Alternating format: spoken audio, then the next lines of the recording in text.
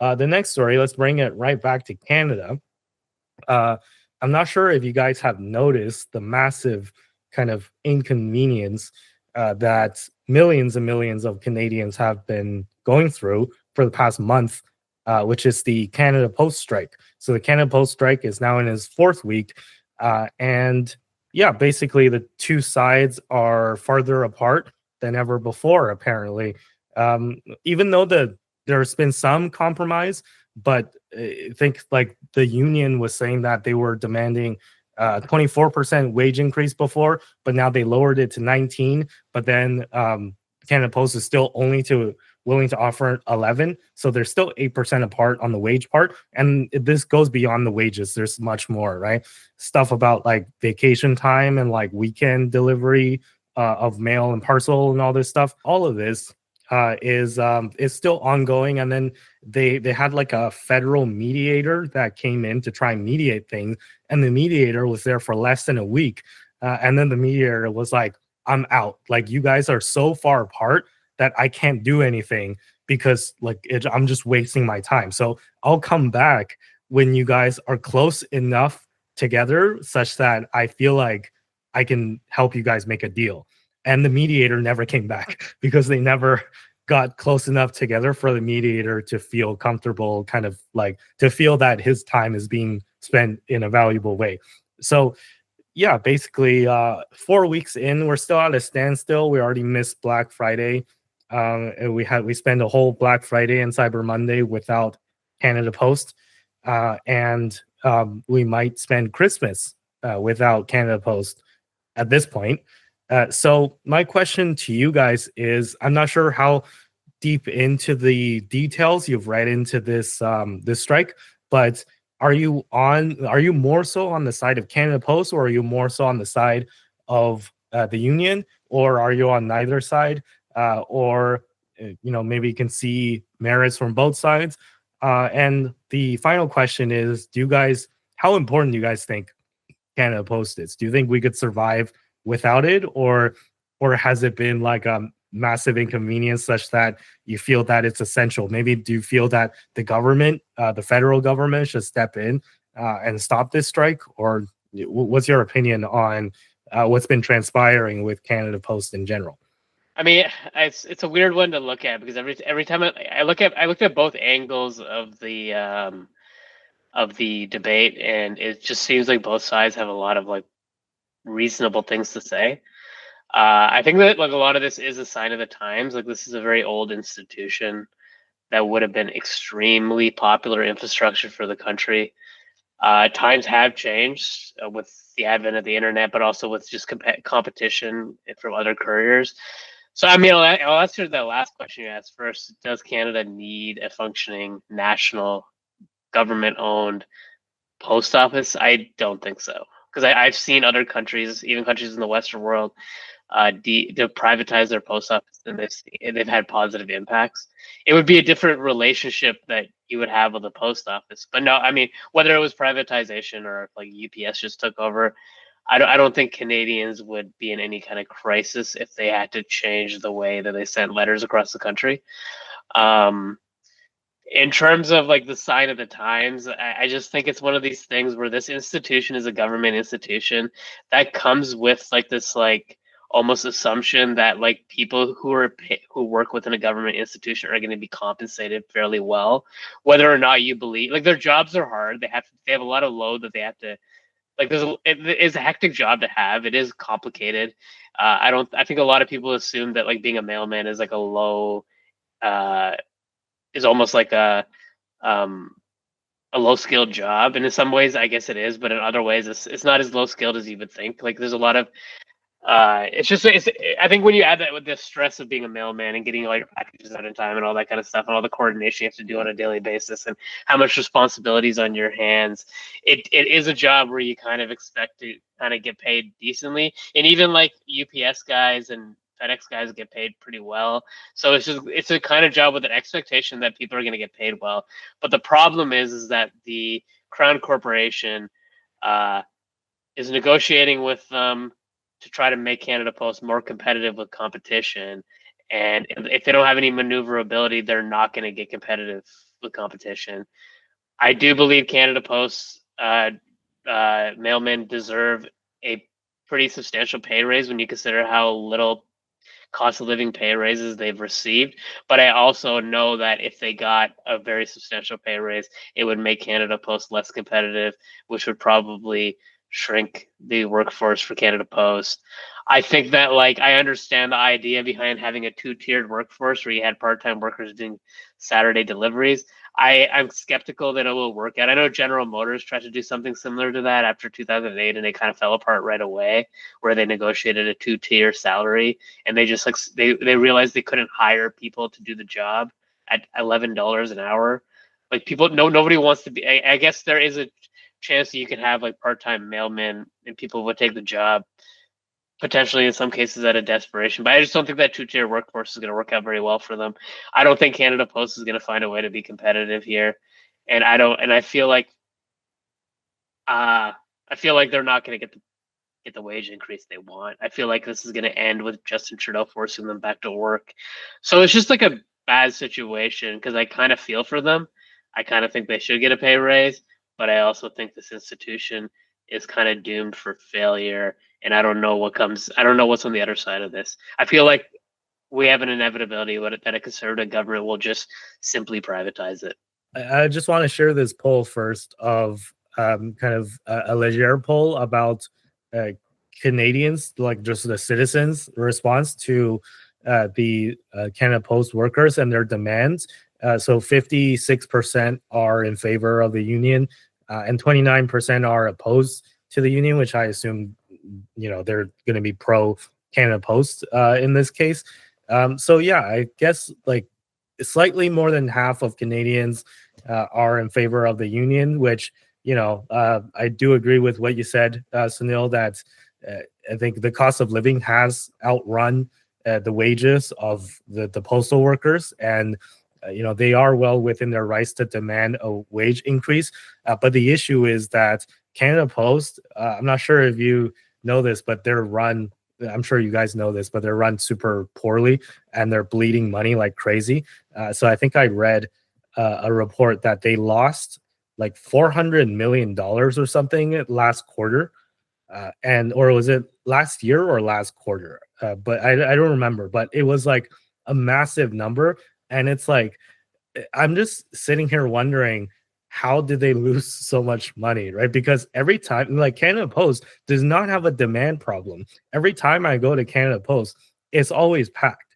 So there's a lot of people, mailing packages and mailing letters. I can tell you that they do not have a demand problem. So there's something that they're doing, that they're running this corporation in like a very inefficient way, that is causing them to, is the root cause of this issue, right? Like, because they're running it so inefficiently, and then they're burning so much money, they can't afford to give the workers a raise, and then the workers go on strike because their bills have gone up, and it's just a mess, right? And to counter maybe a little bit of what you said earlier, Sunil, I disagree with you slightly on how like important it is, because there are places that are super up north in like the territories where Canada Post is kind of the only choice that you have if you ever want to mail something, right? So if Canada Post didn't exist, or if it's like if we only have privatized options, and I bet those are like massively unprofitable operations for Canada Post to be running up north, right? So if Canada Post doesn't exist, then if you lived in like Nunavut, then you would just not have mail ever, right? Because like UPS and FedEx and all this stuff, like they're not up there, right? And there's this company called Bull Bitcoin in Canada, and they introduced like a method where you can buy Bitcoin with Canada Post.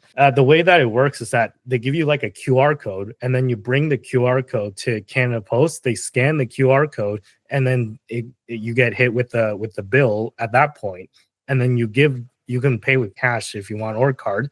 But usually, people who do this, it's like a non KYC way to buy Bitcoin, right? Because you don't have to show your ID. You just give them the code, and then and then they give you the bill, and then you pay with cash, and then they put that in, and then Bull Bitcoin gets some money, and they send you the Bitcoin, and then you can do that with like a light account where you only have to register with an email. So some people who are privacy minded, they want to be able to buy Bitcoin without KYC, and they prefer to do it that way. And that's been, from my understanding, a popular method to buy Bitcoin. So you can buy Bitcoin anywhere where there's Canada Post. Well, I'm not sure if you can still do that, because I think Canada Post is still staffed, even though they're not accepting packages. So maybe they can still do the QR code thing. But they were trying to, like, Bull Bitcoin was advertising that you can buy Bitcoin at this place called Alert Nunavut, which is in like the high Arctic, right? The northernmost point of Canada, which is like pretty much the North Pole. So there's a post office there, and you can walk into the post office at Alert and buy Bitcoin if you wanted to. So that I just thought that was kind of like super interesting and super cool and super nice that we have like service all the way up in like the far north. And I just think if Canada Post didn't exist, then we would be losing a lot, especially the people who live up north. But yes, Sunil, you wanted to respond to something. I just meant that, like, I don't think it has to be a crown corporation that's owned by taxpayers. There has to be like a government. There has to be like a charter where the government like mandates that somebody takes over that mail carrier service, and it's very important that everybody gets access to mail in this country. I also think Canada Post plays an important role in like postal banking, where people can like have money orders or find ways to get access to some sort of banking and stuff. So they do play a role. And you're right. Is always I use it all the time. It's always full. When you're sending packages just across one province, it's actually fairly fast for that kind of thing. But I guess, like, yeah, Canada Post has a lot of costs that are associated with running a business that has to like serve Canadians in a more like government manner. In terms of the Bull Bitcoin thing, which is interesting, I just think this is another example where Canada Post needs to have the flexibility to reinvent itself. Bull Bitcoin was actually sending thousands of customers per day to Canada Post to do that in a I used to use it too. You can stack Bitcoin in a non KYC way. And then recently, Canada Post said they are no longer going to allow people to do non KYC QR code contributions to their Bull Bitcoin account. The service still exists, but nobody uses it anymore. They say they saw a 99% drop in the use of that service, which would have potentially produced like hundreds of thousands or millions of dollars of revenue to Canada Post, where they were actually going to should have been able to like use that as an opportunity to scale a new type of business where they were able to keep themselves competitive and keep themselves relevant.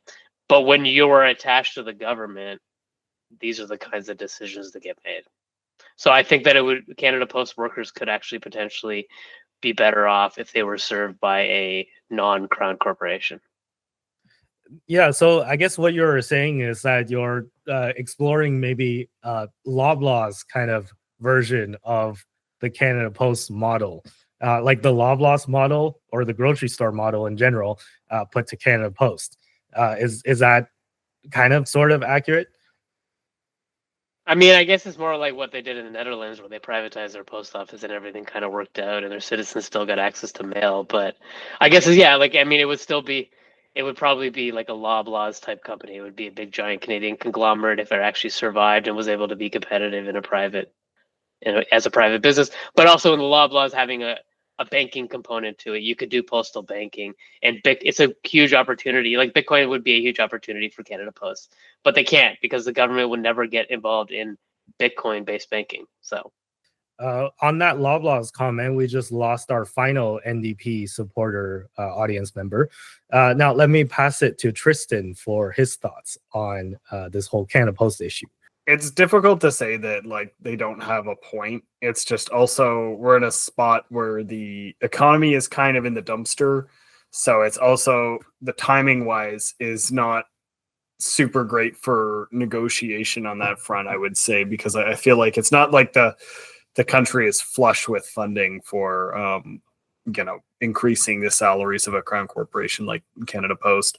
I think it is Sorry. No, but just to cut you off a little, I think they did this on the timing of this is on purpose, right? Because right before Christmas or right around Black Friday, Oh that's yeah, the biggest volume of Canada Post is. So they decided to go on strike right now, just to maximize their leverage against the corporation, right? oh yeah, no, I agree on that front. This is definitely an intentional strike at the most busy time for mail of the year. I think that it's more so what I'm referring to is kind of like the year more so, right? Like the time frame of this year where we're coming out of what is essentially a bit of a recession, and we really aren't out of it yet. I would say we're kind of in a cost of living crisis right now. So I feel like it's a time where I say that also, and then the government is like, let's give everyone $250. So maybe Canada Post has got a point on that front. Honestly, I haven't been following this super deeply. It is definitely inconveniencing me that they're on strike. I have some stuff I need to mail that I cannot mail because they are on strike. I understand that they are doing what is right for their families and their as a union, but again, I don't think it's definitely not super convenient timing for me. I would definitely like to have Canada Post be functioning again in the not too distant future, but it is what it is. So I don't have too much to add on that front, and I definitely agree that they do act as a important corporation because of the fact that they are because of, like, as Andy was saying, with the alert and non-profitable areas, because as we know, the really profitable areas are going to be in the similar spots, and that's where there's already going to be the majority of the competitors.